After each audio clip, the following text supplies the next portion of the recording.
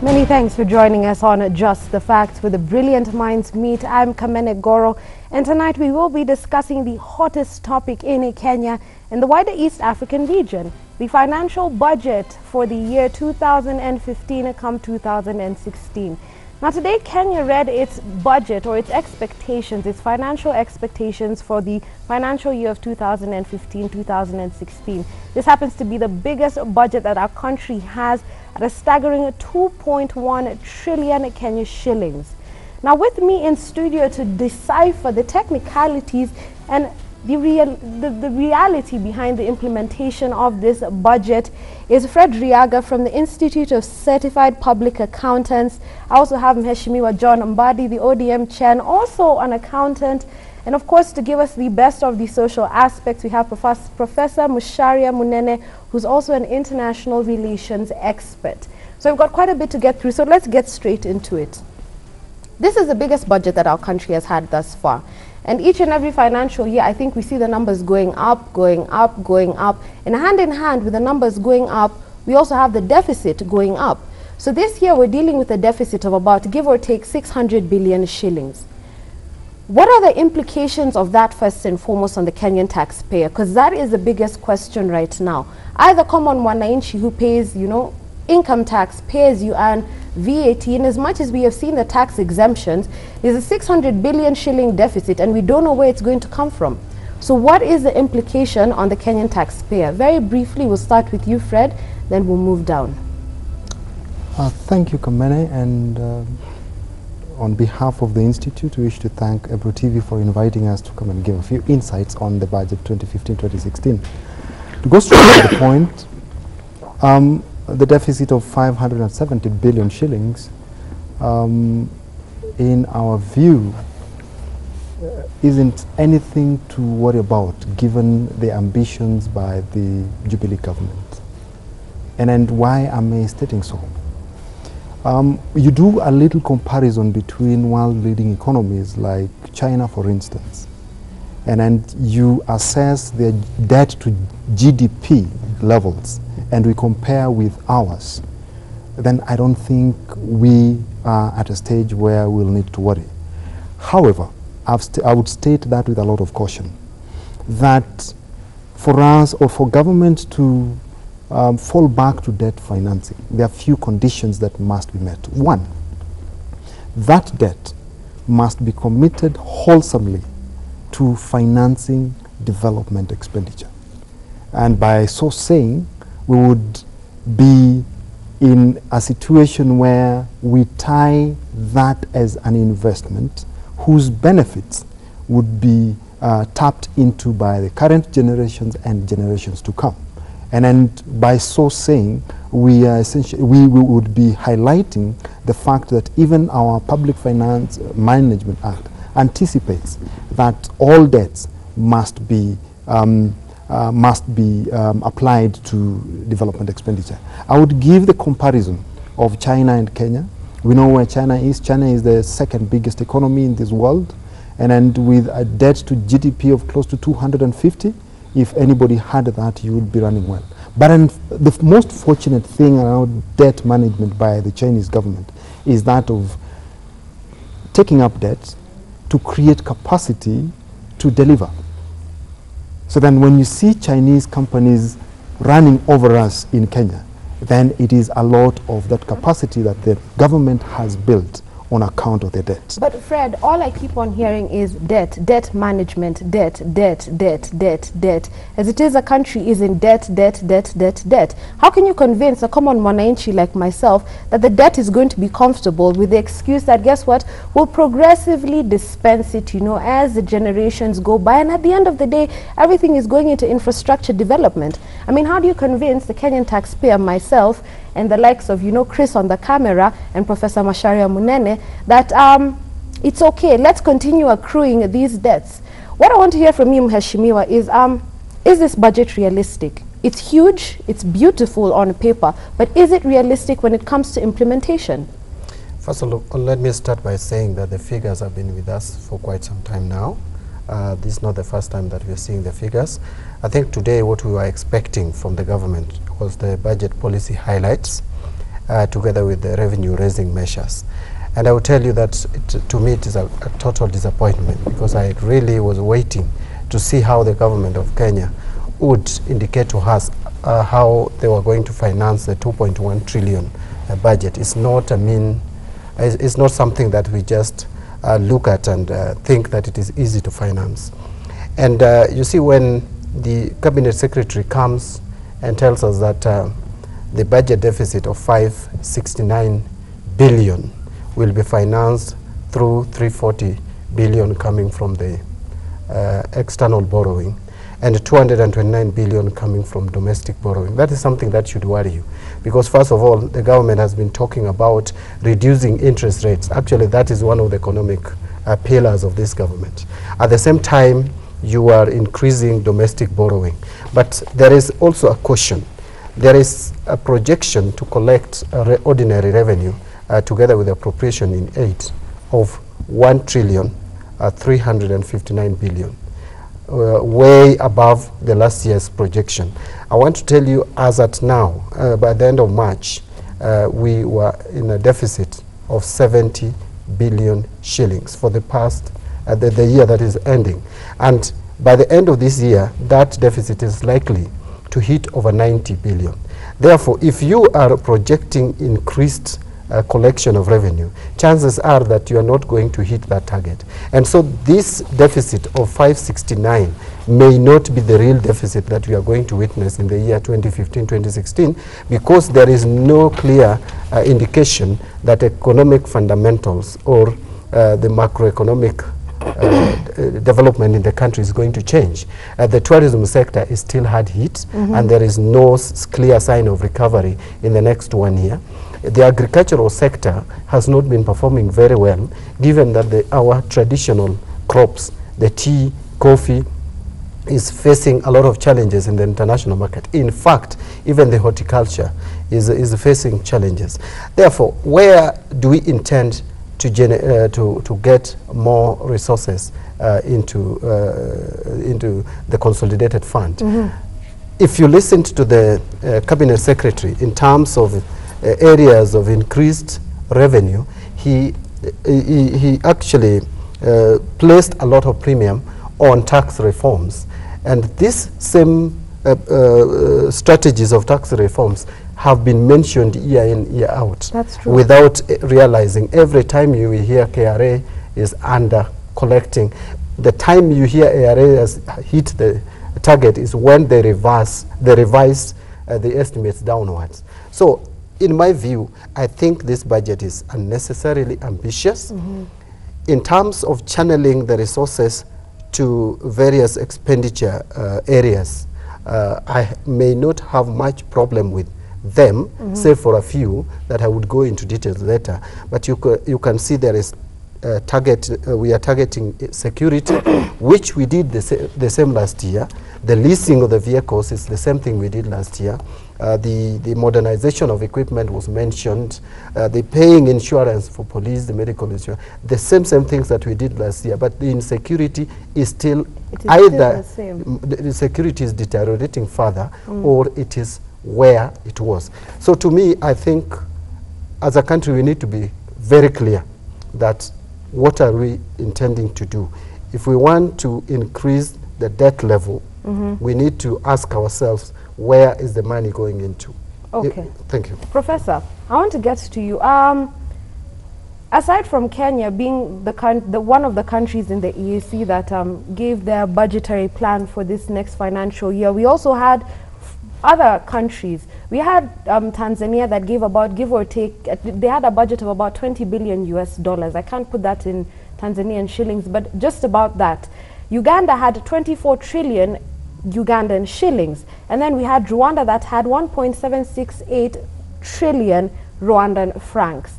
So the budget has gone up across the region. Where does Kenya stand right now? We saw Tanzania put a lot of focus into matters like agriculture and the incoming presidential election, the elections that they have coming up in October. You know, Uganda is also focusing on matters agriculture, but we see Kenya has taken a very different focus when it comes to the huge allocations that were made, being, you know, security and infrastructure. So if we compare and contrast with the other East African regions, where would you say Kenya stands? Well, they said that Kenya is the hub of the region. And whatever it does affects the rest. See, strategically Kenya is located with the equator cutting it into half. It's the entry point to East Africa and also the exit point for those who are landlocked. Yeah. So whatever Kenya does, it affects everybody in the region. Now, it is true that the focus was on security, and it should be, because we have had bad security. The experience has not been bad, has not been very good. So it's understandable why there would be focus on that, not simply on the material aspect of it. Because when we talk about security, we sometimes think of just the material, the guns. Yeah. We also want to make our policemen and women and our soldiers look good, so they should have good uniform, and they should be given a nice place to live, because one of the complaints they have is that their residences are not very good. Yeah. And you know, and that's a concern, because it has a demoralizing effect. So the focus on uplifting their morale is very good. The focus on giving them the technical facilities is also very good, and it should be increased. There's no question about that. More than that, however, is the attitude issue. Not only in the forces themselves, but within the country. Because security is a major concern for everybody. Without it, all the other things we are talking about will be nullified. We have seen that whenever there are these attacks, you cannot develop in a place where people are fighting. We have seen that. So it is necessary to do that. And to that extent, we commend the minister or the secretary for doing that. The question of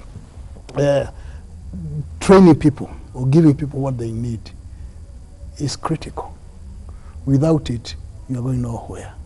But Professor, let me ask you, these are all changes that we knew needed to be made, even last financial year. Yeah. I remember sitting down and discussing the budget, even with Mheshimiwa here, and it was beyond evident that these are changes that needed to be made. Last year, the security allocation was added. Last year, the infrastructure allocation was added. But the question is, we don't really see much of a change in anything. So what makes us think that allocating more money will really be a solution to the problem? No, we do need the money, but we also need the education.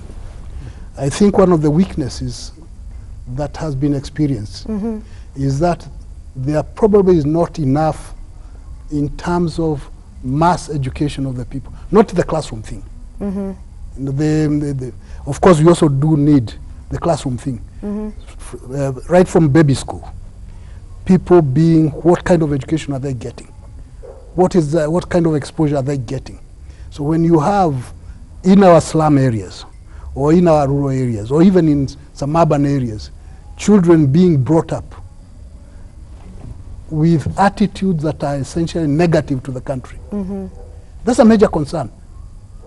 And that's why I'm saying now the education level has to be readjusted, rethought, such that when we say that we are educating people, it's not simply going to the classroom, chalk and talk. And even the quality, the cabinet secretary said that he has to be concerned about the quality. And it's true. There is concern about the quality of education in Kenya. And are we getting the best? Okay. So we do need to pay attention to that, and then reevaluate exactly what are we doing. Give the money, yes, but reevaluate. To the two of you, there are a lot of statements that have come. I'm really just trying to decipher this for the viewers. There are a lot of statements that have been made in relation to the budget that seem to be a bit of a paradox, you know, seem to be a bit contradictory. We see that inflation is set to remain within the single digit with an upper limit of 7.5%. We've also heard sentiments to the regard that this budget is set to spearhead economic growth in the country. So we have inflation up, ideally, we have economic growth up, but at the same time we're working with a budget that's in debt. and is set to have some sort of a burden on the taxpayer. So I just want to find out, how does this work? This is a budget that's huge, that's working in debt, that is supposed to spur economic growth. How are we supposed to spur growth in debt? We can start with you, Fred, then we'll head to Mheshimiwa. Spurring growth with debt. I started off by saying that debt is not necessarily bad. Even private sector institutions thrive in debt. The question that one needs to address himself to is, what do I apply the debt to? If you apply debt to sectors of the economy where the multiplier effect is greatest, then you're super. For instance, this budget, if assuming, and in part, I will give the classical example of the standard railway gauge, where we are committing a total of about 118 billion from the Chinese government coming in the form of debt. Let's look at the bigger picture. Once this railway project is completed and we have the wagons in place, what is the effect of that in the economic development of this country? My children will pay taxes. That is the effect. My children will have obscene taxes to pay. But immediately and into the future, we will be seeing goods moving the port of Mombasa faster than they are currently doing. They'll be getting to the markets, getting to the consumers faster and cheaper. So looking at the bigger picture, we're looking at what contribution will our investment through debt bring to us now and in future.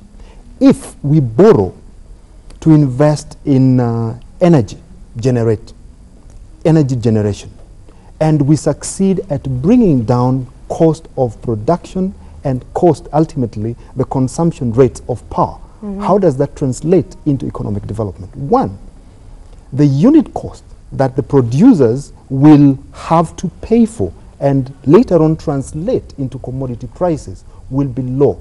So in effect, commodities will be on the counter or the shelf prices of commodities will be slightly less expensive than if we said, let's stick to our own revenue and invest not in these infrastructure development that would spur economic development. So these are all long-term successes. You know, these are all long-term benefits. And yes, they are great, without a doubt. I mean, development is fundamental to the country. I think that is indisputable.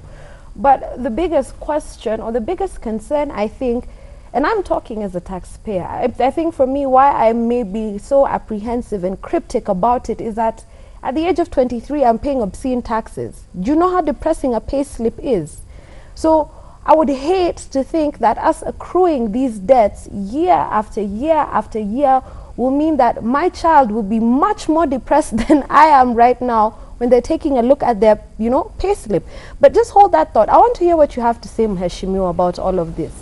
First of all, if you are taking debt, as I would agree with Fred, that if you're taking debt and putting it in productive sector, and real productive sector that is likely to create value and add to economic growth, then you are on the right track.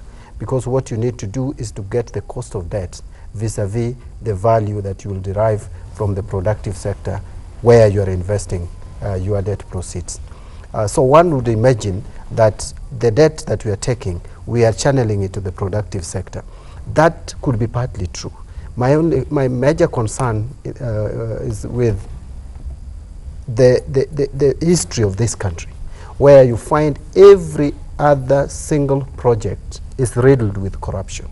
So we are not just financing the cost of the project, but we are also financing corruption, which will not result into productive into any meaningful production for the country. So that amount that we are spending on standard gauge railway, the 118 billion that we are borrowing from the Chinese government, and the 25 billion that we are pumping in from the Kenyan taxpayer, at the moment for this financial year. And remember, the last financial year, we put in 130 billion, the same project, and a lot of it from foreign borrowing. Now, this money, if it goes purely to the project, then it is not a bad investment.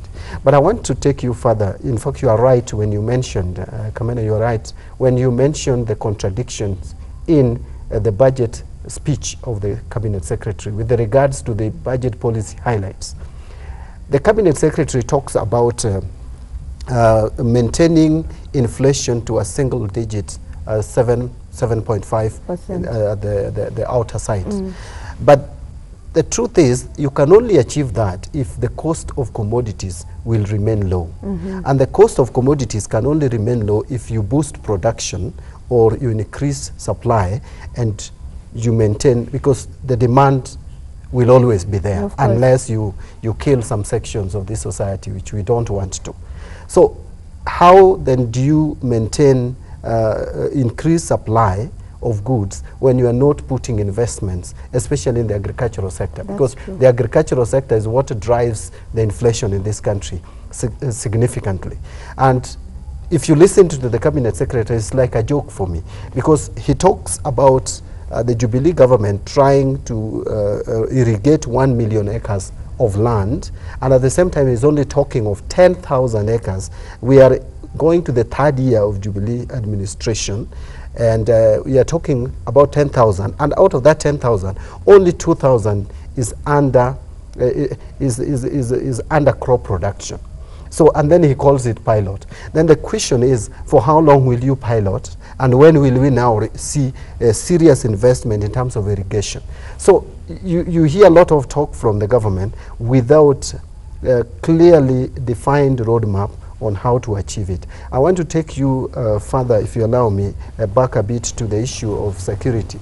Actually, I wanted to agree with Professor, but there is something that I wanted to say candidly, that for me, I think the insecurity in this country has reached a point, some of us are asking whether it is not engineered so that we put more resources to security for some people to dip their fingers in the security loot. Because really, you cannot tell me that it was lack of resources or budgetary allocation that made us lose 148 children in Garissa. First of all, we had some aircrafts which could take the police there. We had the police who could do the job. We just decided to be careless. So no matter what amount of resources you put in security, if there is no change in mindset, we will not realize a secure nation that we need. Thank you so much. And that's a great way for us to wrap up the first half of Just the Facts. Don't go anywhere. We've got so many more contentious issues and questions to ask about the 2.1 trillion shilling Kenyan budget for the year 2015-2016. I'm Kamene Goro. Don't go anywhere. We'll be back right now.